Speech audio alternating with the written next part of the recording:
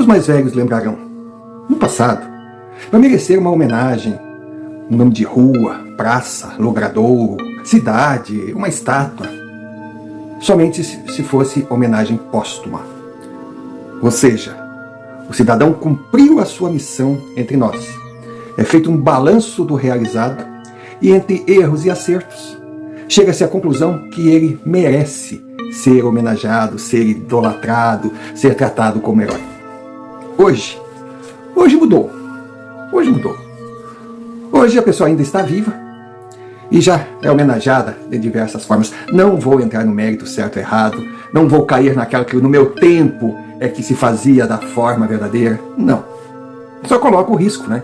Até mesmo peço licença para fazer uma comparação grosseira. Imaginem um herói de guerra, chega no país cheio de medalhas. Aí recebe o nome de uma cidade. Esse mesmo herói chega pirado. Aí passa o tempo, vira um assaltante de bancos, um assassino, um criminoso. E agora? A cidade vai mudar de nome? E o nome retrata o herói ou retrata o bandido? Então é um risco muito grande.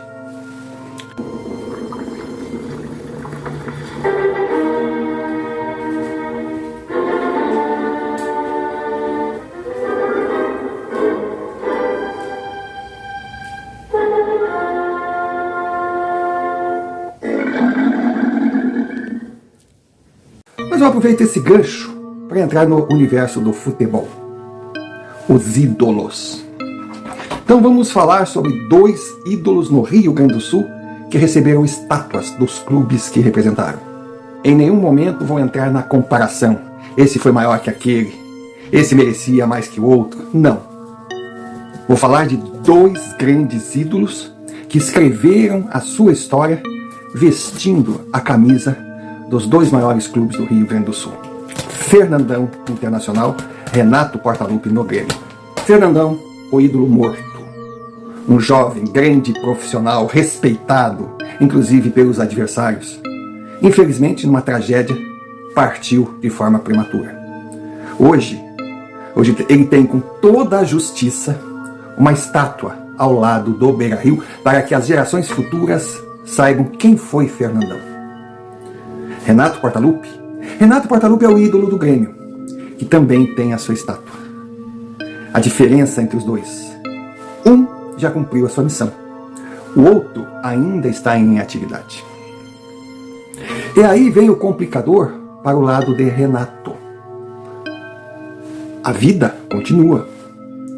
A estátua que ele recebeu foi e é merecida. A sua história é gigantesca. Só que ele será cobrado pela continuidade, lógico. Não entra na cabeça de ninguém alguém dizer que Renato, por ser o ídolo eterno que é, deveria ser o técnico permanente do Grêmio enquanto ele desejasse ficar. Porque a história do Grêmio sem Renato não existe. O que não existe é esse tipo de mentalidade. Renato ainda está entre nós. Renato ainda está em atividade. Renato hoje é o técnico do Grêmio e tem sim que mostrar que merece estar no cargo, que tem condições, que tem competência. Renato não pode viver usando o seu passado glorioso de muleta. O Grêmio hoje passa por uma fase horrível. E boa parte dos torcedores, boa parte de quem acompanha e conhece futebol, coloca sobre os ombros de Renato uma gigantesca responsabilidade do que está acontecendo. Ele não é o único responsável. Não. Quando um clube é campeão, todos são campeões. Quando o clube está na zona de rebaixamento, todos estão prestes a ser rebaixados. Porque ninguém vai conceber que um clube do tamanho do Grêmio chega na posição que está no Brasileirão porque todos trabalharam certo, menos o Renato. Não, isso não existe. Só que Renato é sim o grande responsável. Ele continua sendo ídolo, ele continua sendo admirado.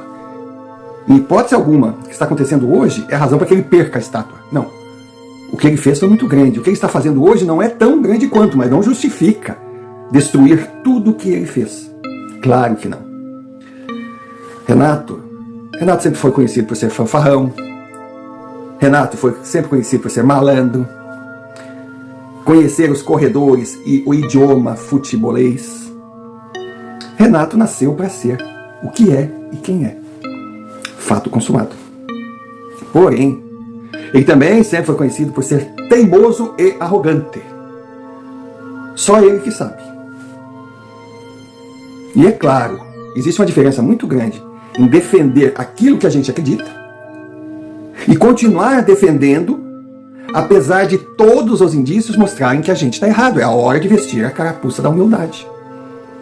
Só que Renato morre seco, mas não perde a pose. Ele abraça uma causa e afunda com ela. E é o que está acontecendo. Ele não tem a humildade de reconhecer, pedir desculpas e começar a escutar mais e falar menos. Mas aí é uma questão técnica. E até uma questão de ponto de vista. Muita gente pode discordar de mim. Não, mas ele não erra tanto assim. O JP Galvão é um bom jogador, não consegue jogar no Grêmio porque é vaiado. Ele está intranquilo, ele está inseguro. O mesmo vale para Reinaldo, para Fábio e outras invenções nas contratações do Tricolor. Mas tudo bem. A questão não é técnica. A questão é pessoal. E aí vai um aviso de um homem que não sabe tudo, mas já viveu muito para saber o suficiente e conseguir sentir o cheiro do perigo. É isso. Eu falei perigo. Renato, todos os seus princípios, todas as suas iniciativas, todo o seu modo operandi no jogo contra o Palmeiras, que o time voava, ganhava de 2-0, você, na minha opinião, tirou os melhores em campo, acabou com o time, colocou os teus bruxos, o Palmeiras veio pra cima, fez 2 gols, foi um empate que valeu por uma derrota. Apesar de tudo isso, muitos gremistas iriam relevar, porque eles gostam de você, eles te admiram, eles te idolatram, tu tem crédito. Só que o teu grande erro foi na coletiva. Renato, menos. Renato, você debochou da torcida do Grêmio. Torcedores indignados que saíram de Porto Alegre, foram a Caxias do Sul numa noite fria, numa estrada horrorosa, chegaram tarde em casa, apoiaram o Grêmio e simplesmente não suportaram os seus erros que, no meu entender, aconteceram. Você tripudiou em cima deles. Você deu risada, você ironizou. Você dizia, eu sou bom, eu sei o que faço, faria sempre. Você chamar de burro faz parte, eu sou pago para isso. Renato, não faça isso. Eu entrei em contato com muitos torcedores que estiveram em Caxias. Gente doente pelo Grêmio, gente fanática. Você tem todo o direito de ver no Grêmio o seu trabalho, o seu emprego, que você está ali para exercer suas funções profissionais e ganhar para isso. Ganhar muito dinheiro é um direito seu, é uma conquista sua. Não se discute esse lado. Só que o torcedor enxerga o Grêmio de uma forma passional, é um sentimento muito forte. Não brinque com isso, Renato. A idolatria, o amor, a paixão, todas elas fazem divisa com o ódio, a decepção, a indignação. E é uma linha tênue. Então, Renato, pense. Você tem a sua forma de ver futebol. Você ainda está técnico do Grêmio. Você não é o técnico eterno, vitalício. Não, você está técnico do Grêmio. Enquanto você estiver exercendo essas funções, faça aquilo que acha certo. Mas se por acaso der errado, reconheça que a sua fórmula não vingou, peça desculpas e vá embora. Saia pela porta da frente. Não entre por esse caminho que você está entrando de afrontar os torcedores. Porque, pelo que eu ouvi, você está brincando com fogo, você não tem noção do perigo. Cuidado, Renato. Agora quem está te avisando é um cidadão que já viu muita coisa nessa vida.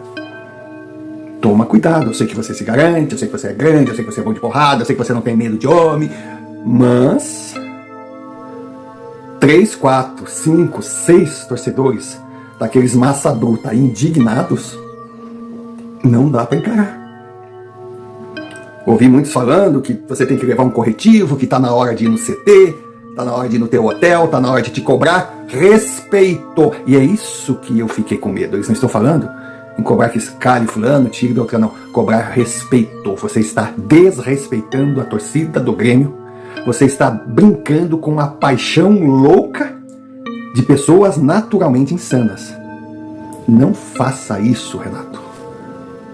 Não corra o risco de ter uma surpresa desagradável andando por Porto Alegre. E pior, Porto Alegre, embora você considere o Rio de Janeiro como a sua cidade natal, nada contra, eu morei no Rio de Janeiro, adoro aquela cidade.